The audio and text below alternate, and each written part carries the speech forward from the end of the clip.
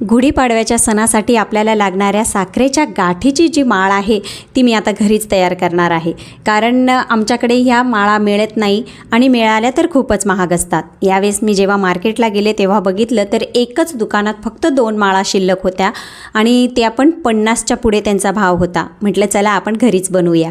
तर मी या ठिकाणी 1 वाटी साखर घेतली आणि साखर बुडते तोपर्यंत पाणी टाकलं आणि त्याच्यानंतर थोडासा पाक झाल्यानंतर पाकाला शुद्ध करण्यासाठी 2 चमचे दूध घातलं। आता तुम्ही बघू शकता की हे जेव्हा दूध पाकामध्ये मिक्स होईल तेव्हा त्या साखरेमधली सगळी घाण वरती येते। आता मला माहीत नाही की दूध खराब होऊन ते वरती येतं की खरंच साखरेमध्ये असलेली घाण वरती येते, पण खरंच सांगते तुम्हाला अगदी पांढरा शुभ्र असा आपला पाक तयार होतो। आता ह्या पाकाला उकळे आल्यानंतर तुम्ही बघू शकता हे जे जमा होत आहे ही सगळी त्या पाकातील घाण आहे। आता ती वरच्यावर आपल्याला हळूवार ती पाकातील घाण सगळी काढून घ्यायची आहे। बघू शकता स्पष्ट आपल्याला ती घाण दिसत आहे। ते सगळं मी चमच्याच्या सहाय्याने काढून घेतलं आणि त्याच्यानंतर जो उरला होता तो अगदी शुद्ध पाक होता।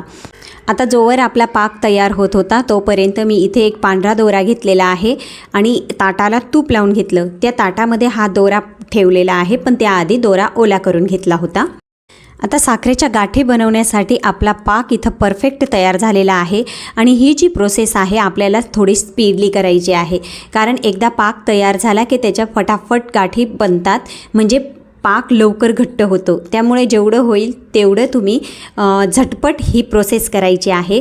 तर इथे बघू शकता तुम्ही मी सगळ्या गाठी अशा टाकून घेतलेल्या आहेत। जेवढा पाक मी बनवला होता तेवढ्याच सगळ्यांच्या गाठी बनवल्या आणि ह्या पद्धतीने तयार झाल्या आणि फायनली अशी पांढरी शुभ्र माळा आपली तयार झालेली आहे।